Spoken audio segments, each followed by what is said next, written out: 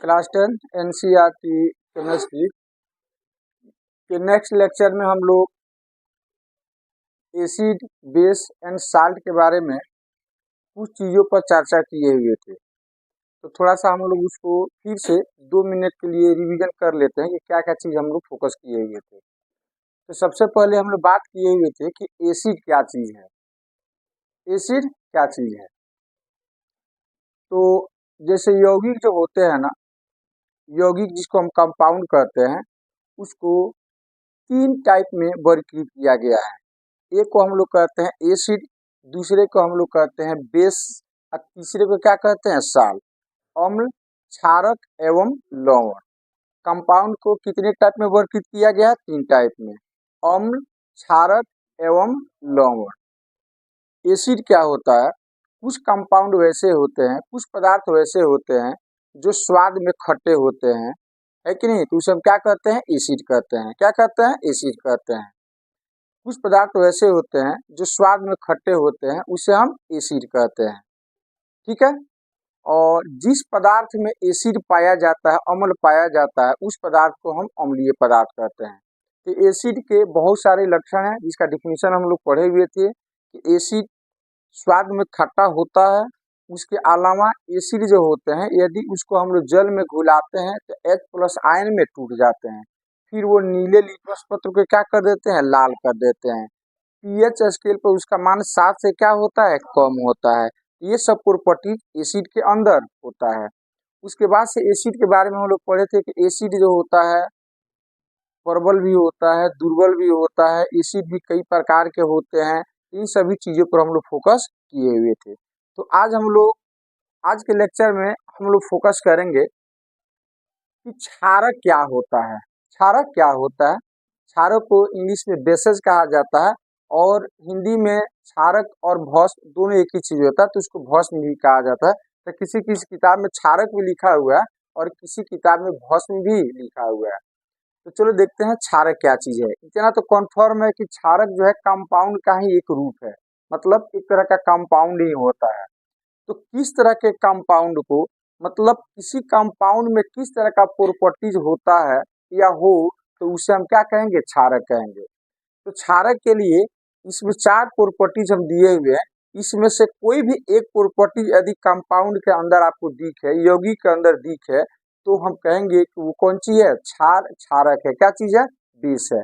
जैसे क्षारक जो होता है ना, वो स्वाद में कड़वा होता है, बिटर होता है। स्वाद में क्या होता है? कड़वा। यदि कोई चीज आप खा रहे हो, यदि वो आपको कड़वा लगता है, तो समझ जाना कि उसके अंदर जो है ना एक कंपाउंड है और उस कंपाउंड के कारण ही उसका स्वाद कौन सी है? कड़वा होता है। तो फिर इसका मतलब उस कंपाउंड को हम क्या कहेंगे? क्षारक कहेंगे। क्या कहेंगे? क्षारक कहेंगे। फिर दूसरा हो जाएगा कि जल में घुलकर OH आयन में टूटता है। मतलब क्षारक जो होते हैं उनको यदि जल में घुलाया जाए तो OH- आयन में टूटते हैं। OH- आयन में टूटते हैं। आगे डिटेल्स में हम लोग पढ़ेंगे। अच्छा, फिर तीसरा, लाल लिटमस पत्र को वो नीला कर देता है। लाल लिटमस पत्र को क्या कर देता है? नीला कर देता है। और पीएच स्केल पर इसका मान 7 से अधिक होता है। पीएच स्केल पर 7 से इसका मान क्या होता है? अधिक होता है।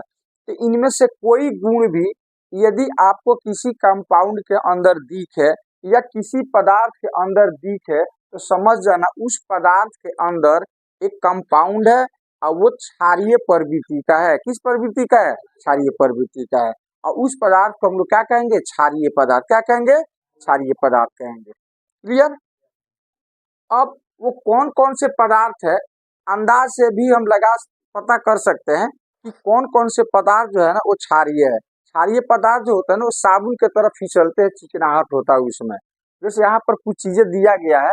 जैसे मान लो कि आपका ये वाला जो, जैसे कोई भी साबुन हो गया, सर्फ हो गया, शैम्पू हो गया, है कि नहीं, टूथपेस्ट हो गया, उस सब में क्या होता है? वो क्षार होता है। क्या होता है? मतलब सब क्षारीय प्रवृत्ति के होते हैं। किस प्रवृत्ति के होते हैं? बेसिक नेचर के होते हैं। उसके अंदर जो कंपाउंड होता है उसके अंदर क्या होता है? बेस होता है। क्या होता है? बेस होता है।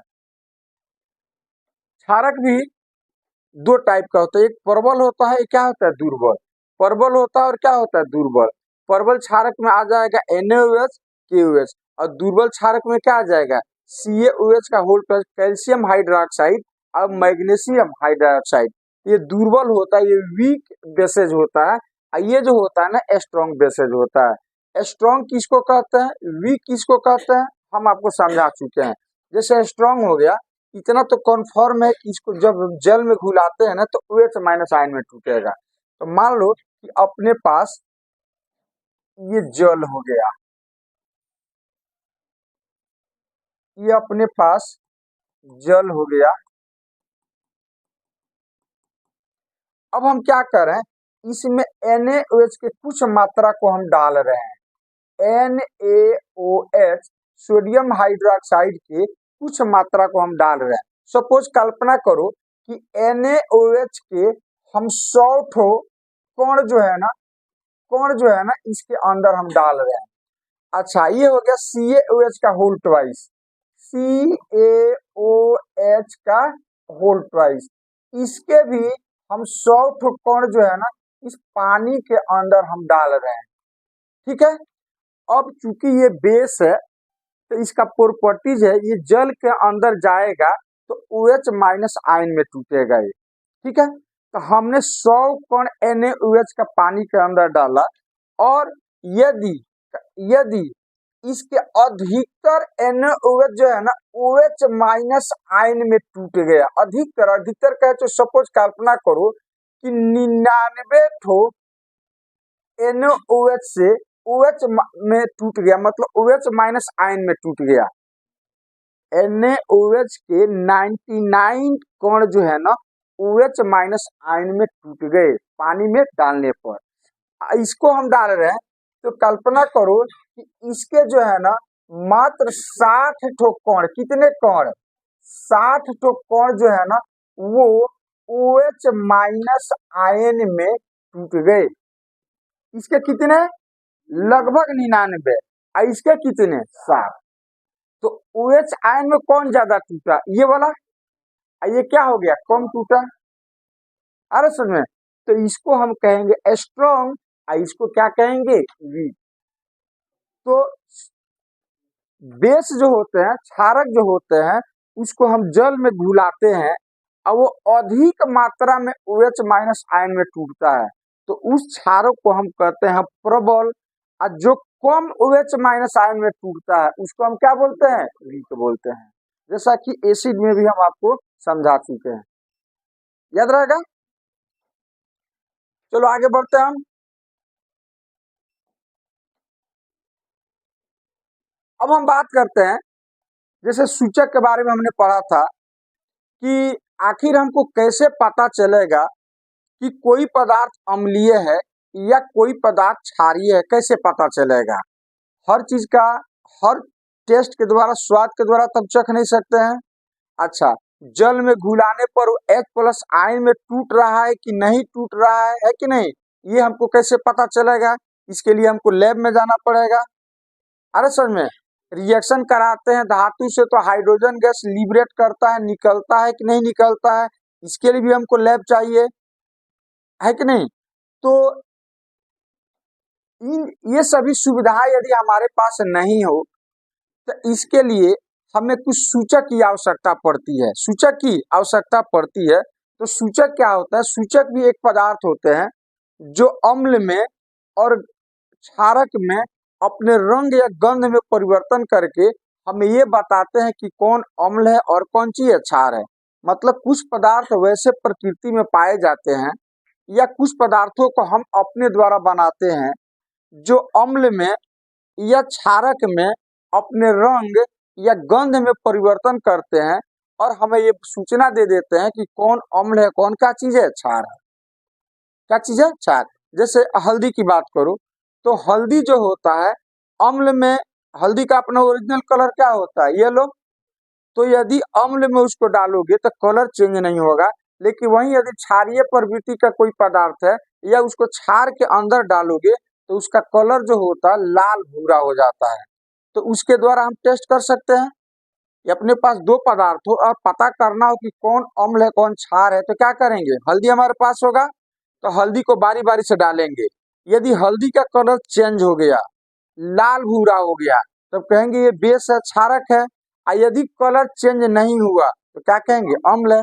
तो हल्दी को हम सूचक कह सकते हैं, क्योंकि अपने रंग में परिवर्तन करके हमें बता देता है कि ये अम्ल है या क्षारक है। इसी को हम क्या कहते हैं, सूचक कहते हैं। क्या कहते हैं, सूचक कहते हैं।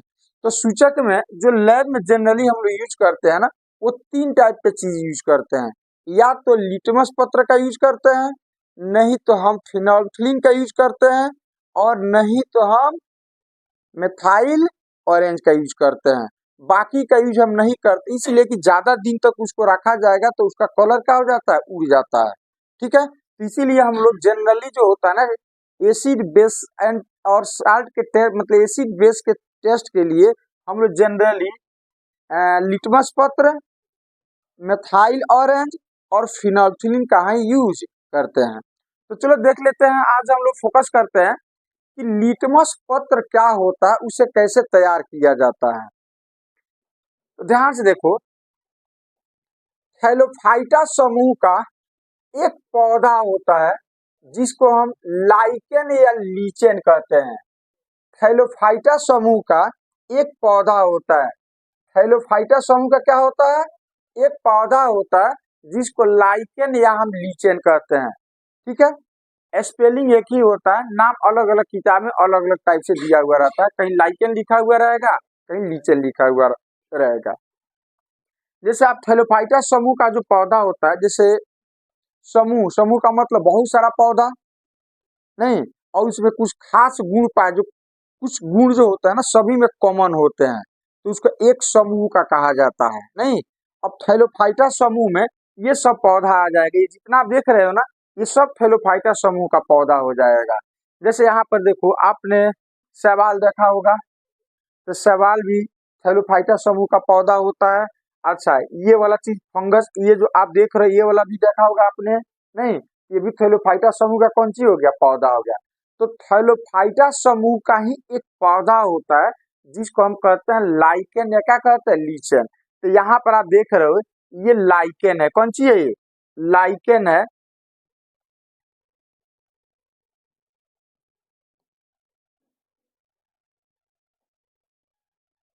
ये आप देख रहे हो, ये लाइकेन है। ये क्या चीज है, लाइकेन है। ये भी क्या चीज है, लाइकेन है या लीचेन है। ठीक है, तो शायद आप लोगों ने पेड़ पर इस तरह के पौधे को आपने देखा होगा, पेड़ के ऊपर इस तरह से जो है ना पौधे का आप लोग कहीं ना कहीं जरूर देखा होगा, या इस तरह का, इस तरह का कहीं ना कहीं, इस तरह का कहीं ना कहीं आप लोगों ने जरूर देखा होगा। तो अब इसमें किया क्या किया जाता है, इस लाइकेन के पौधा को निचोड़ करके अब उसका अर्क निकाल लिया जाता है। अर्क का मतलब उसका रस निकाल लिया जाता है। क्या निकाल लिया जाता है, अर्क। अच्छा, वो अर्क जो होता है ना, बैगनी कलर का होता है। थैलोफाइटा समूह का एक पौधा होता है लाइकेन या लीचेन। उस लाइकेन या लीचेन पौधा के अर्क को, रस को निकाल लिया जाता है, जो किस कलर का होता है, बैगनी। तो एग्जाम में आता है, एग्जाम में आता है कि लाइकेन पौधा का निकाला गया और किस कलर का होता है, बैगनी कलर का होता है। किस कलर का होता है, जो यहाँ पर लिखा हुआ है, बैगनी कलर का होता है। और ये जो होता है ना, न तो अम्लीय प्रवृत्ति का होता है और न तो क्षारीय, उदासीन होता है। याद रहेगा ना। तो जो अर्क होता है वो क्या होता है, वो उदासीन होता है। क्या होता है वो उदासीन होता है। मतलब इसके अंदर न तो अम्ल का गुण पाया जाता है और नहीं तो क्षारक का गुण पाया जाता है। क्षारक को हम लोग क्षार भी बोलते हैं, है कि नहीं, क्षारक को क्षार भी बोलते हैं, आगे हम बताएंगे। अच्छा, अब अपने पास क्या आ गया, और कहा गया किसका, लाइकेन पौधा का, और कहा गया जो बैगनी कलर का होता है।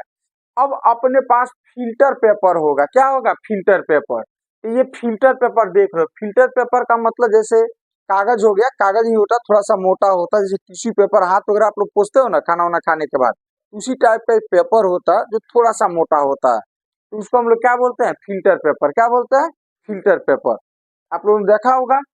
अब इस फिल्टर पेपर को हम इस अर्क में डाल करके और उसको सुखा लेते हैं, तो दोनों बैगनी कलर का हो जाएगा। तो इसको हम बोलेंगे लिटमस पत्र।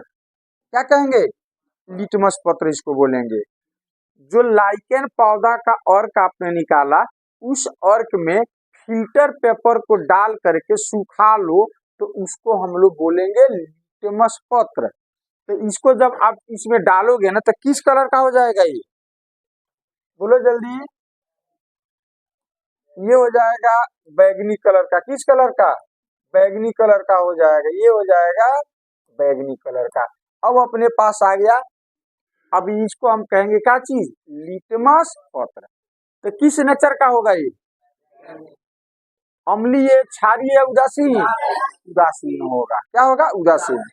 अब हम क्या करते हैं, यहाँ पर आप कलर देख रहे हो ना, यही कलर का होता है आपका लाइकेन पौधा से निकाला गया और इसी कलर का होता है, इसी कलर का होता है ये वाला कलर जो आप देख रहे हो, ठीक है।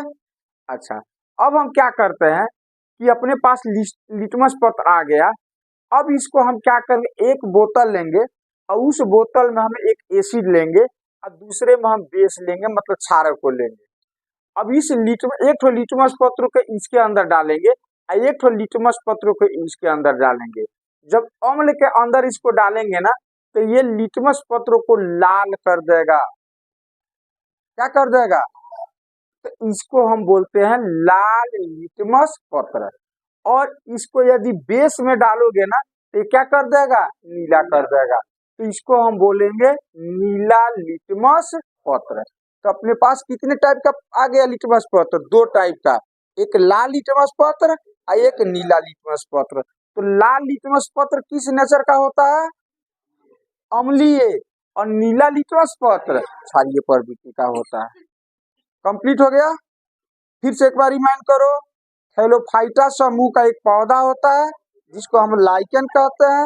लाइकेन पौधा का अर्क निकालते हैं जो बैगनी कलर का होता है, न तो अम्लीय होता है न तो क्षारीय होता है। अब उस अर्क में फिल्टर पेपर डाल करके सुखा लेते हैं जो बैगनी कलर का होगा। किस कलर का होगा, अब हम लेंगे एक में एसिड और एक में बेस लेंगे, नहीं एक में ले लो नींबू का रस गार करके पानी में, एक एसिड नेचर का हो जाएगा। ये क्या करो कि साबुन वगैरह का घोल होगा या चूने का घोल होगा उसके अंदर डाल दो तो बेसिक नेचर का हो जाएगा। अब हम क्या करेंगे, इस फिल्टर पेपर को अम्ल के अंदर डालते हैं तो क्या हो जाता है, लाल, इसको कहते हैं लाल लिटमस पत्र। ये हो जाएगा नीला, इसको कहते हैं नीला लिटमस पत्र। तो अब लाल लिटमस पत्र अम्लीय प्रवृत्ति का, एसिड नेचर का हो जाएगा, और नीला लिटमस पत्र क्षारीय नेचर का, बेसिक नेचर का हो जाएगा। कंप्लीट हो गया। अब आपको यदि टेस्ट करना है, अपने पास बहुत सारा, जैसे मान लो इस तरह से बहुत सारा, इस तरह से अपने पास कुछ बर्तन है और इसमें जो है आपको बहुत सारा इस तरह से दिया हुआ है, इस तरह से दिया हुआ है। अब इसमें कौन एसिड है कौन बेस है ये हमको पता नहीं। अब हमको टेस्ट करना है, क्या करना है, टेस्ट। और अपने पास क्या चीज है, लिटमस पत्र। क्या चीज है, लिटमस पत्र। अब हम क्या करेंगे, इस लिटमस पत्र को लाएंगे, कोई एक लिटमस पत्र लाना, दोनों की जरूरत नहीं है। तो मान लो कि हम लाल लिटमस पत्र ला रहे हैं, किसको ला रहे हैं, लाल लिटमस पत्र को ला रहे हैं। अब लाल लिटमस पत्र को अब मान लो कि इसके अंदर आप डाल रहे हो, अपने पास आ गया कौन सा पत्र, लाल लिटमस पत्र आ गया। जैसे मान लो कि अपने पास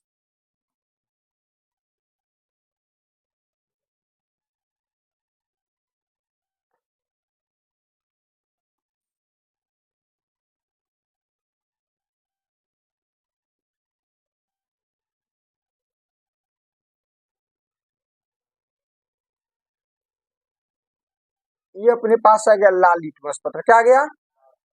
अब इसके अंदर हम डाल रहे हैं, ठीक है, और इसका कलर चेंज नहीं हुआ, इसका कलर चेंज नहीं हुआ, तो फिर क्या कहोगे इसको, क्या कहोगे, अम्लीय। तो हम समझ जाएंगे कि इसके अंदर क्या चीज है, अम्ल है। क्या चीज है, तो फटाफट लिख देंगे कि इसमें जो है अम्ल है। क्या चीज है, अम्ल है। अब इसके अंदर हम डाल रहे हैं, इसके अंदर हम डाल रहे हैं लाल लिटमस पत्र को, इसके अंदर हमने डाला और डालने के बाद से ये हो गया आपका नीला, तो क्या कहोगे, क्षारीय प्रवृत्ति है। मतलब इसको हम कहेंगे ये क्या चीज है? क्षार है। कौन सी है? क्षार। तो क्या किया क्षार? लाल लिटमस पत्र को नीला कर दिया। क्षार क्या किया जी? लाल लिटमस पत्र को नीला कर दिया। तो वही तो डिफिनीशन में लिखाए थे। अभी जस्ट इसके पहले डिफिनीशन में क्या लिखे थे? जस्ट इसके पहले क्षार के बारे में देखो तो लाल लिटमस पत्र को नीला कर देता है। लाल लिटमस पत्र को और नीले लिटमस पत्र को। नीला लिटमस पत्र तो खुद क्षारीय प्रवृत्ति का है और क्षार में डालेंगे तो कलर चेंज नहीं होगा। और अम्ल में क्या बताए थे? नीले लिटमस पत्र को लाल कर देता है। नीले लिटमस पत्र को लाल कर देता है। मतलब यदि नीला लिटमस पत्र है, इसको मान लो कि ये, अभी मान लो कल्पना करो कि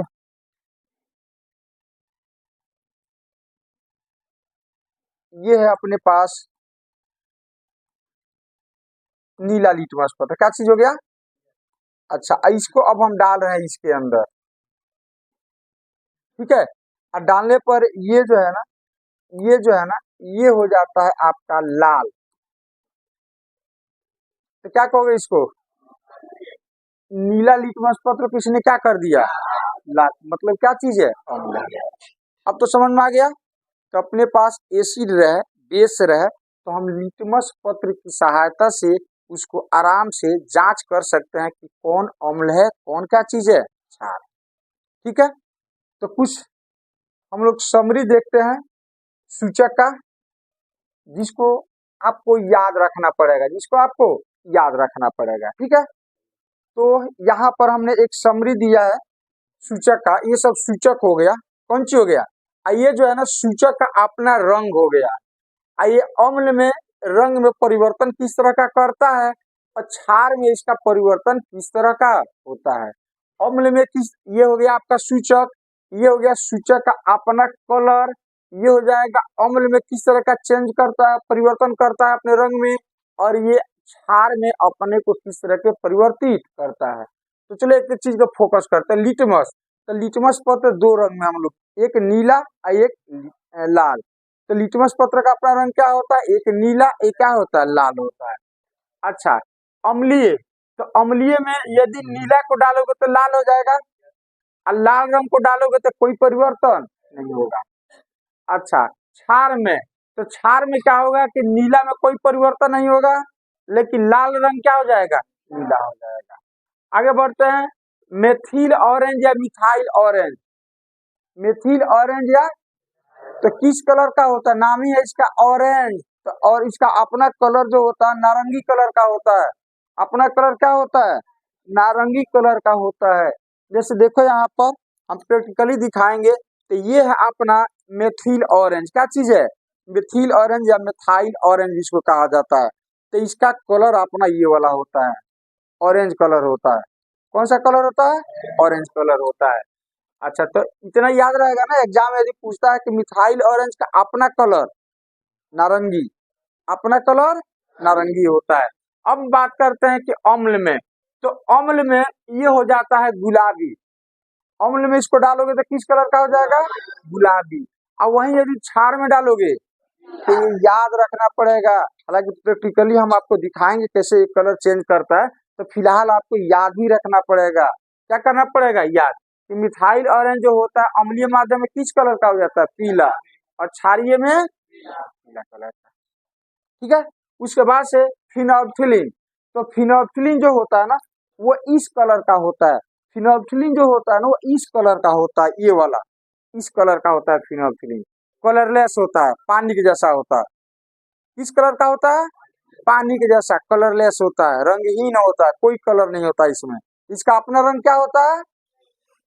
तो फिनोल्फिलीन का अपना रंग रंगहीन होता है। ठीक है। अच्छा, अम्ल में डालेंगे तो कोई परिवर्तन नहीं, लेकिन जैसे ही क्षार में डालोगे ना, ये गुलाबी कलर का हो जाएगा, पिंक कलर का हो जाएगा। तो फिनोल्फिलीन का जनरली हम लोग बेस को टेस्ट करने में करते हैं। क्यों? क्योंकि ध्यान से देखो, मान लो पानी हो, अम्ल हो और क्षार हो, इस फिनोल्फिलीन को हम डालेंगे। तो पानी में डालेंगे तो भी उसका कलर चेंज नहीं होगा। एसिड में डालेंगे तो भी कलर चेंज नहीं होगा। बेस में डालेंगे तो किस कलर का, गुलाबी कलर का हो जाएगा। इसका मतलब कि कौन पानी है और कौन अम्ल है आपको पता नहीं चलेगा। तो इसका मतलब इस फेनोल्फिन किसके टेस्ट के लिए हम लोग करते हैं, बेस के टेस्ट के लिए, क्षार के टेस्ट के लिए, याद रहेगा ना। तो इसका अपना कलर क्या होता है, रंगीन, और क्षार में क्या हो जाता है, गुलाबी। क्षार में क्या हो जाता है, गुलाबी हो जाता है, पिंक कलर का हो जाता है, हल्का सा ब्लर कलर का हो जाएगा, अरे समय। और आप लोग देखते हुए कि जादू मंत्र वाले को कैसे वो लोग दिखाता है, क्या करता है कि यहाँ पर गले में जो होता है ऐसे ऐसे ऐसे करेगा और यहाँ से ब्लड आना चालू हो जाएगा। तो आपको क्या लगेगा कि वो ब्लड ऐसे आ रहा है कि नहीं। तो किया क्या रहता है, इस फिनोल्फिलीन को ही यहाँ पर लगा लेता है, यहाँ पर लगा लेगा, या जहाँ काटना है ना वहां पर लगा लेगा। और चाकू लिए हुए रहता है, क्या लिए हुए रहता है, चाकू। तो चाकू में जो होता है ना कोई क्षार चूना वगैरह हल्का सा उसको नोक पर लगाए हुए रहता है, और यहाँ पर फिनोल्फिलीन लगा देगा। तो जैसे ही, अब चाकू में क्या है, बेस क्षार है, और यहाँ पर कौन सी है, फिनोल्फिलीन है। तो जैसे ही फिनोल्फिलीन से टच करेगा ना तो उसका कलर चेंज हो जाएगा, गुलाबी डीप, मतलब ऐसा लगेगा कि ब्लड निकल रहा है, ऐसे करेगा और लाल होते जाएगा। तो आपको क्या लगेगा, गर्दन को भिड़ा दिया, गर्दन कट रहा है, ब्लड निकल रहा है। लेकिन एक्चुअली कौन सी है, वो सब केमिकल का कमाल है। कौन सी कमाल है, केमिकल का कमाल है, अरे समझ में। तो फिर आगे बात करता है हल्दी। तो हल्दी का अपना कलर क्या होता है, पीला। अपना कलर क्या होता है, पीला। अम्ल में पीला, नो चेंज, लेकिन क्षार में लाल भूरा। फिर बात करता है हाइड्रेंजिया का फूल। अपना कलर क्या होता है, नीला। जैसे यहाँ पर हाइड्रेंजिया का फूल आप देख रहे हैं, ये जो है ना हाइड्रेंजिया का फूल है, ये वाला, ये जो देख रहे हैं ना, ये वाला, ये हाइड्रेंजिया है। कौन सी है, हालांकि उसका कलर कुछ कुछ इस टाइप का भी होता है कि नहीं, इस टाइप का भी होता है। तो हाइड्रेंजिया का ये फूल हो गया। हालांकि अपने यहाँ बहुत कम होता है, विदेश में अमेरिका वगैरह साइड में जो है ना वो ज्यादा होता है ये वाला। तो हाइड्रेंजिया का अपना कलर क्या होता है, नीला होता है। अम्ल में नीला ही होता है। क्षार में क्या हो जाता है, गुलाबी। क्षार में क्या हो जाता है, गुलाबी हो जाता है। फिर देखते हैं प्याज।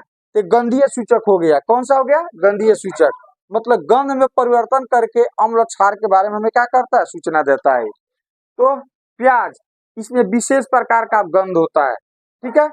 अम्ल में कोई परिवर्तन नहीं, क्षार में गंध समाप्त हो जाएगा। फिर यहाँ पर लौंग का तेल हो गया, लौंग का तेल हो गया जो यहाँ पर देख रहे हो आप।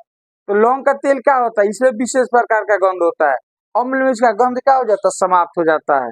लेकिन लेकिन क्षार में इसमें कोई परिवर्तन नहीं होता है। फिर वेनिला, वेनिला का आप पौधा यहाँ पर देख रहे हो, ये वाला, इस टाइप का पौधा आपने शायद नहीं देखा होगा, क्योंकि ये भी अपने यहाँ नहीं होता है, बहुत कॉस्टली बिकता है। तो वेनिला का कुछ इस तरह से जो होता है ना, उसका फल कुछ इस तरह से होता है, इस तरह का होता है। ये खेती कुछ इस तरह का बाढ़ लगा करके किया जाता है। देख रहे हैं ये वाला वेनिला, ये वाला चीज, ये वेनिला है। कौन सी है, वेनिला है। और वेनिला का इसमें भी एक विशेष प्रकार का गंध होता है, इसमें भी क्या होता है, विशेष प्रकार का गंध होता है। और अम्ल में कोई परिवर्तन नहीं, लेकिन क्षार में इसका गंध क्या हो जाता है, समाप्त हो जाता है। क्षार में इसका गंध समाप्त हो जाता है। तो इस तरह से ये सूचक हो गया, इसका अपना कलर हो गया, ये अम्ल में किस तरह का अपने कलर में परिवर्तन करता है और क्षार में किस तरह का परिवर्तन करता है, ये भी सूचक हो गया, जिसकी सहायता से हम अम्ल और क्षार के बारे में क्या कर सकते हैं, बता सकते हैं, अम्ल और क्षार के बारे में बता सकते हैं। इसमें तीन चीज आपको ज्यादा फोकस करना है। एक हो गया लिटमस पत्र, दूसरा हो जाएगा मेथाइल ऑरेंज, और तीसरा हो जाएगा फिनोल्फिन। यही हम ज्यादा लैब में यूज करते हैं। इसको क्या बोलते हैं, कौन विद्यार्थी बताएगा, ये दोनों को क्या बोलते हैं, क्या बोलते हैं दोनों को, हाँ, कृत्रिम संश्लेषित। इसको लैब में बनाया गया है, किसमें बनाया गया है, ये नेचर के द्वारा, नेचुरल हो गया ये, पौधा से, है कि नहीं। ये लैब में बनाते, इसीलिए एग्जाम में आता है कि एक संश्लेषित सूचक का नाम बताएं, या निम्नलिखित में कौन संश्लेषित सूचक है। तो आपको याद रखना पड़ेगा, ऑप्शन में कोई एक देगा या दोनों दे सकता है कि नहीं, दोनों दे सकता है। इस तरह से आपको याद रखना होगा। आगे बढ़ा जाए, चलिए देखते हैं। आगे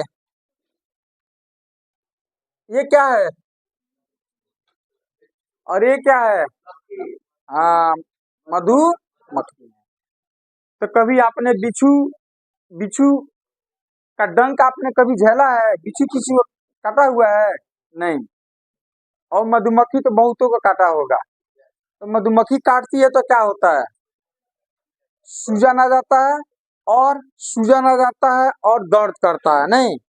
लेकिन ये जब बिच्छू जब काटेगी ना ये वाला, तो इसका दर्द जो होता है ना, असहनीय होता है। क्या होता है? असहनीय। बाप बाप चिल्लाओगे और कहोगे कि मर जाना ठीक है, लेकिन बिच्छू का डंक को बर्दाश्त करना ठीक नहीं है। इतना ज्यादा दर्द करता है इसका डंक, ये डंक मारता है तो। ठीक है। बिच्छू का डंक जो होता है ना, झेलना बड़ी मुश्किल हो जाता है। तो आखिर ये दोनों के अंदर क्या ऐसा चीज होता है जो हमारे बॉडी के अंदर ये दोनों इंजेक्ट कर देता है, तो हमें ज्यादा दर्द होता है? तो बिच्छू के अंदर हो गया, इसके अंदर हो गया, इसके अंदर जो होता है ना, एक एसिड होता है जिसको हम बोलते हैं फॉर्मिक एसिड। क्या बोलते हैं? Formic acid. बिच्छू के डंक में कौन सा एसिड होता है?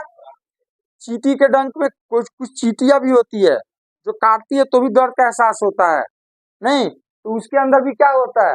फॉर्मिक एसिड होता है। याद रहेगा, ऑब्जेक्टिव में आता है कि बिच्छू के डंक में या मधुमक्खी के डंक में या चींटी के डंक में कौन सा एसिड होता है?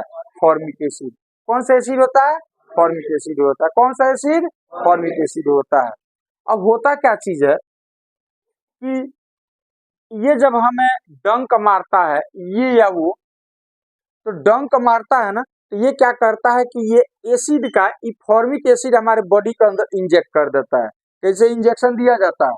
ये भी इंजेक्शन देता है ना, तो हमारे बॉडी के अंदर इंजेक्शन में क्या रहता है? दवा बॉडी के अंदर चला जाता है। तो उसी तरह से ये जब डंक मारता है ना, तो इसके अंदर होता है ये एसिड, वो हमारे बॉडी के अंदर इंजेक्ट कर जाता है, चला जाता है।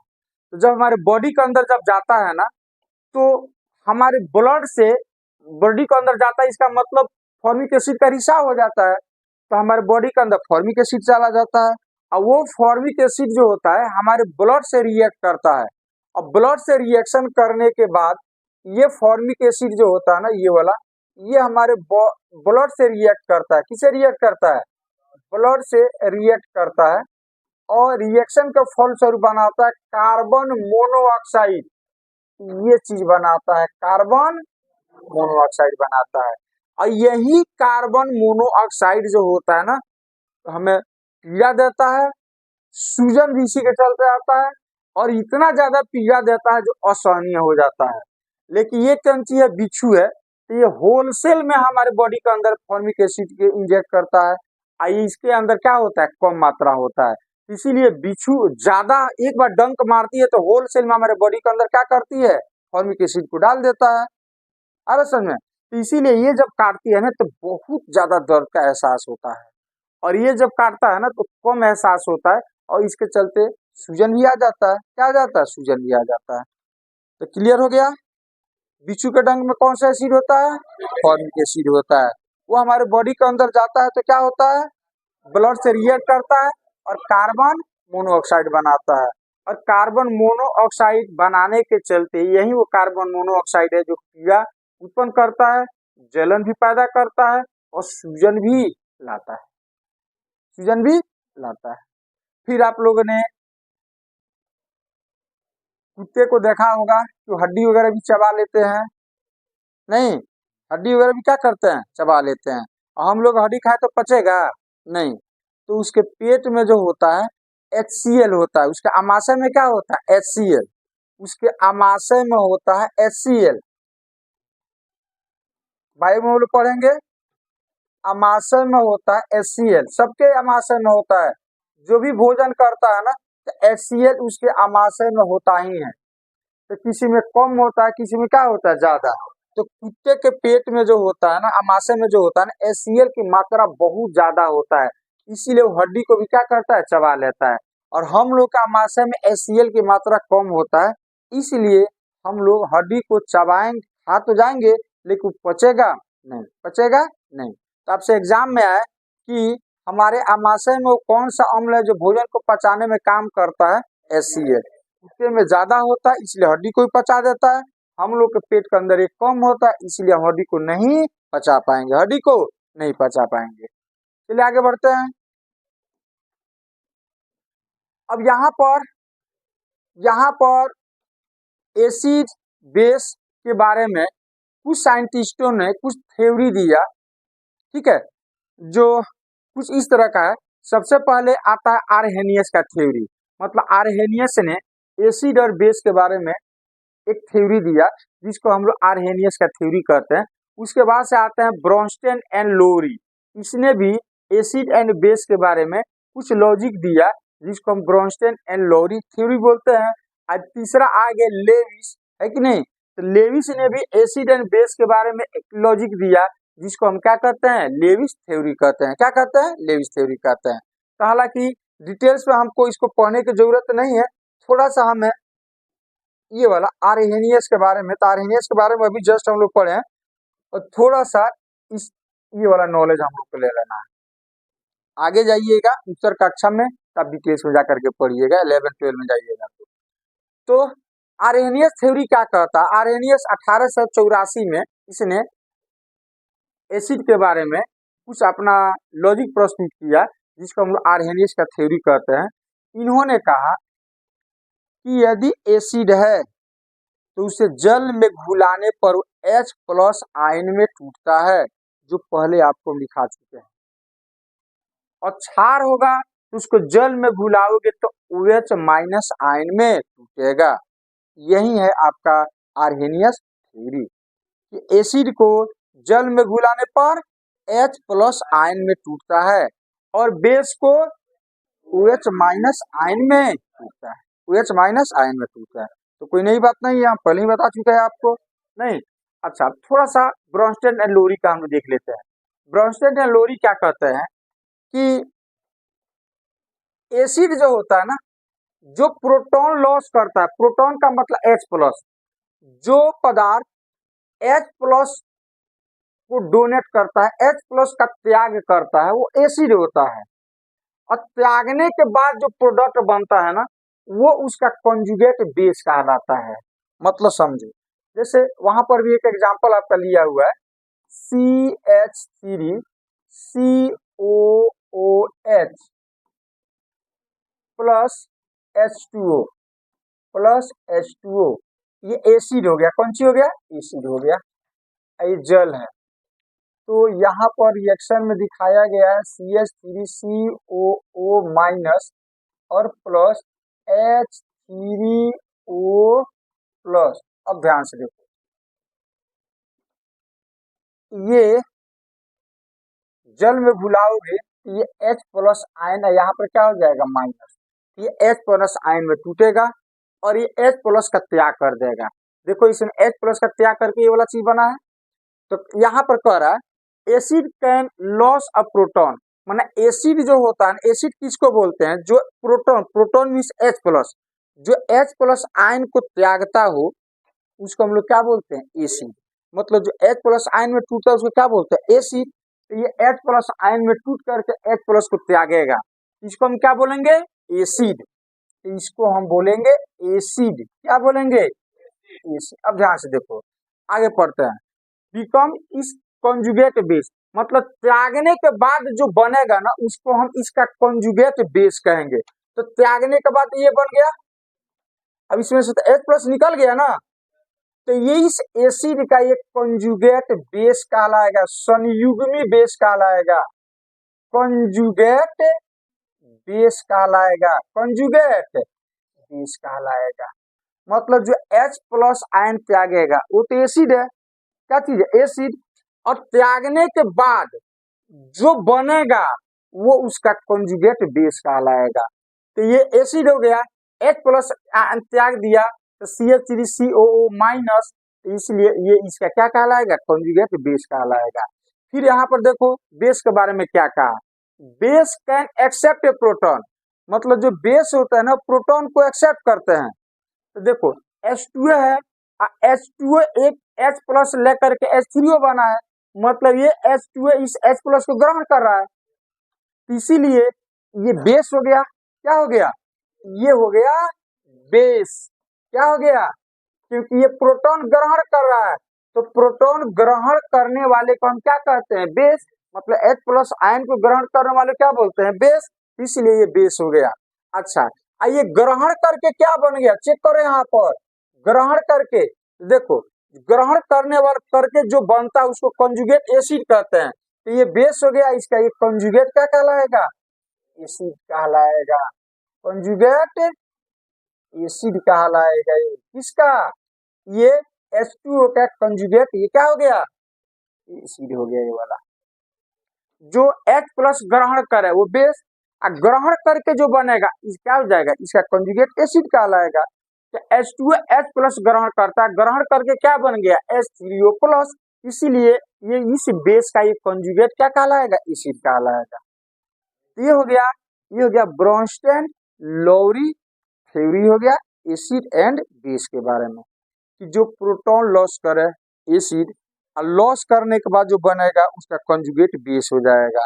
तो ये हो गया एसिड, H प्लस आयन त्याग करके ये बन गया ये वाला चीज, तो इस एसिड का एक कंजुगेट बेस कहलाएगा। फिर यहाँ पर जो प्रोटॉन ग्रहण करे, मतलब जो H प्लस आयन ग्रहण करे वो बेस होता है, ये बेस हो गया। और ग्रहण करके जो बनेगा उसका कंजुगेट क्या कहलाएगा? एसिड कहलाएगा। क्लियर? कोई दिक्कत? तो चलिए आगे बढ़ते हैं हम लोग। अब यहाँ पर एक बहुत ही रोचक चीज है कि कोई अम्ल या क्षारक को जब हम जल में घुलाते हैं तो H प्लस आयन या OH माइनस आयन में क्यों टूटता है? अभी हमने जस्ट इसके पहले आपको बार बार हम बोल रहे थे कि एसिड को जल में घुलाते हैं तो H प्लस आयन में टूटता है, और क्षार को घुलाते हैं तो OH माइनस आयन में टूटता है। अब प्रश्न ये उठता है कि आखिर ऐसा क्यों होता है? क्यों H प्लस आयन में टूटता है और क्यों OH माइनस आयन में टूटता है?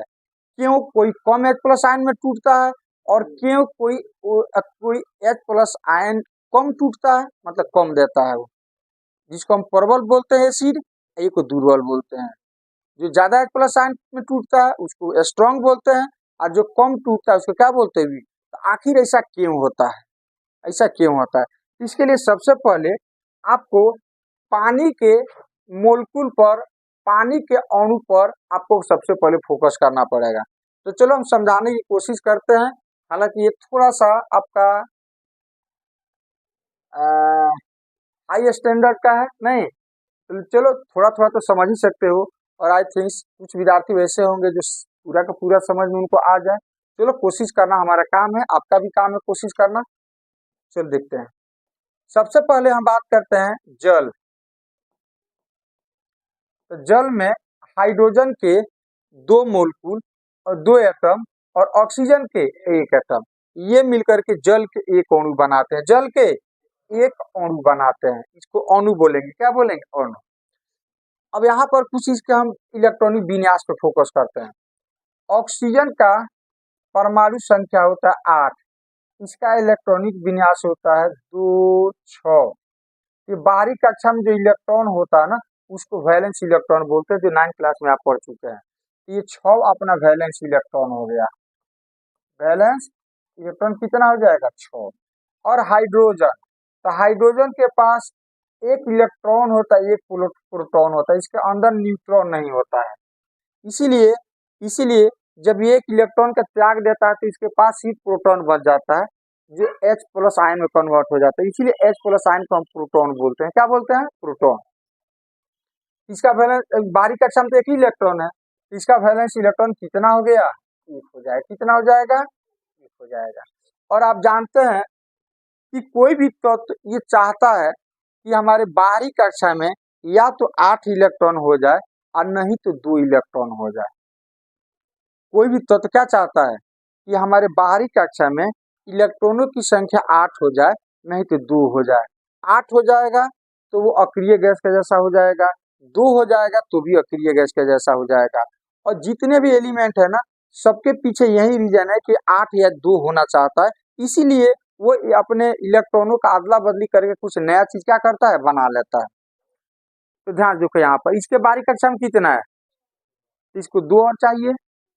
इसके पास 1 है तो 2 के नजदीक जाना चाहेगा तो इसको 1 चाहिए, तो इसको भी 2 चाहिए, इसको भी 1 चाहिए, इसको भी 2 घाटा हुआ है और इसको भी 1 घाटा हुआ है, दोनों को घाटा हुआ है हर समय।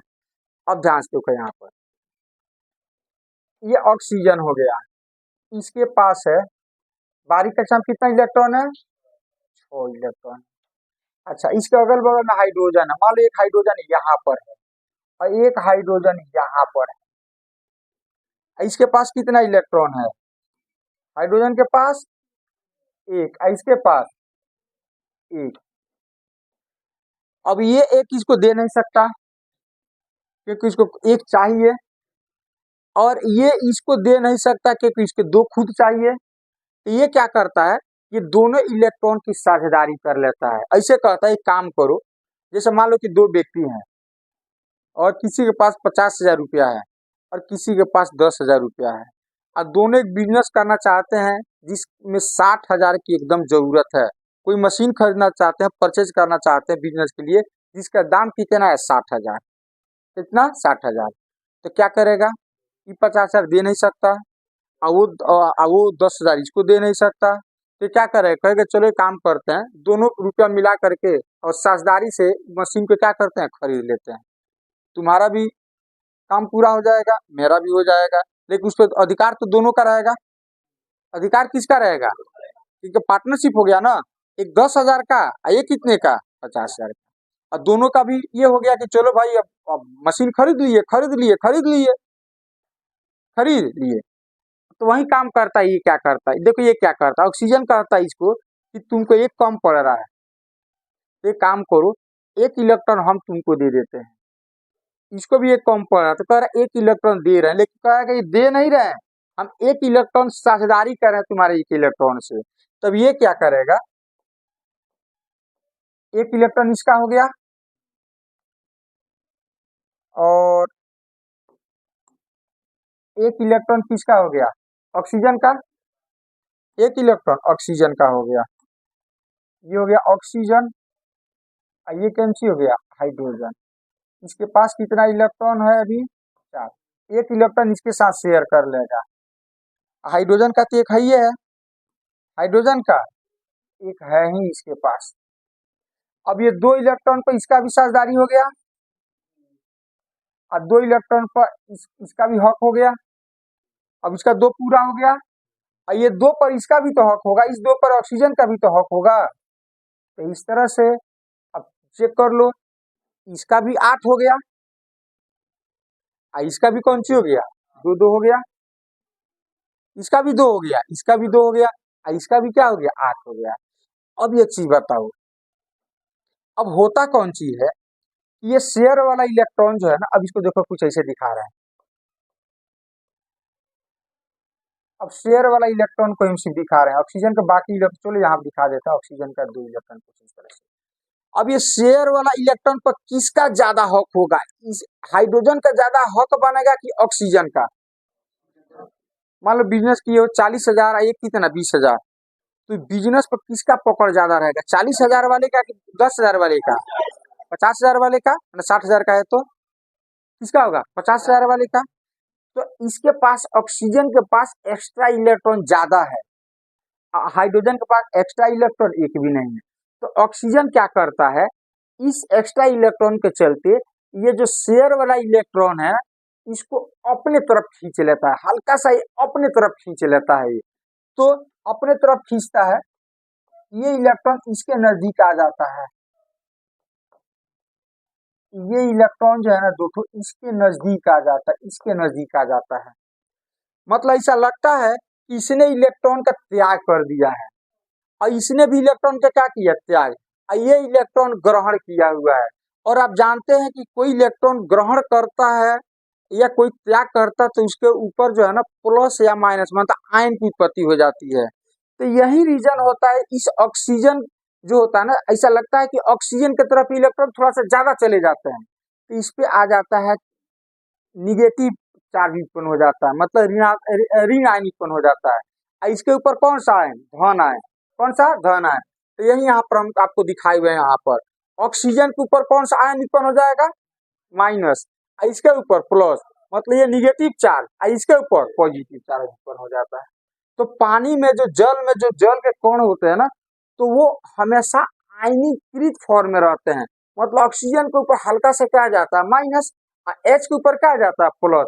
क्यों होता है, क्योंकि साझेदारी वाले इलेक्ट्रॉन के हल्का सा अपनी तरफ खींच लेता है। ऐसा लगता है कि इसने इलेक्ट्रॉन को डोनेट कर दिया है, और जो देता है उसके ऊपर क्या होता है, धन। इसीलिए हाइड्रोजन के ऊपर आ जाता है धन आयन, इसके ऊपर क्या आ जाता है, ऋण आयन। अब यहाँ पर आगे एक पर माइनस, एक पर क्या होता है, प्लस। तो जहां पर आयन की उत्पत्ति होती है ना, उसके चारों ओर एक फील्ड बन जाता है, जिसको हम बोलते हैं इलेक्ट्रिक फील्ड। क्या बन जाएगा कि पानी के जो कण है ना, इसके चारों ओर एक फील्ड बन जाता है। फील्ड का मतलब इसे समझो कि चुंबक अपने पास हो गया। यहाँ पर कोई हम लोहा का छोटा सा टुकड़ा रखे हैं, इसके नजदीक लाते जाते हैं, कैसी स्थिति आती है ना कि यहाँ से खींचना चालू कर देता है। इसका मतलब हो गया कि इसके हम फील्ड में आ गए। तो जब इसके फील्ड में आएंगे तो बल का एहसास होता है, किसका एहसास होता है। उसी तरह से इस पानी के कण के चारों ओर एक फील्ड बनता है, और इस फील्ड के अंदर कोई पदार्थ आता है ना, तो उसके ऊपर बल लगता है, वो बल का अनुभव करता है। किसका अनुभव करता है, बल का। अब चलो चलते हैं आगे। अब मान लो यहाँ पर ये आपका एक कंटेनर हो गया, इसमें जल रखा गया, क्या रखा गया है, जल। अब इसके अंदर हम HCl को डालते हैं, HCl को डालते हैं। तो जब जल में वो आएगा, इसका मतलब कि इलेक्ट्रिक फील्ड के अंदर वो आएगा, वो फील्ड के अंदर आएगा ना, क्योंकि जल के प्रत्येक कण इस तरह का फील्ड बनाए हुए हैं। तो जैसे ही इस फील्ड के अंदर आएगा, इस फील्ड के अंदर आएगा कि इस HCl पर एक बल लगेगा।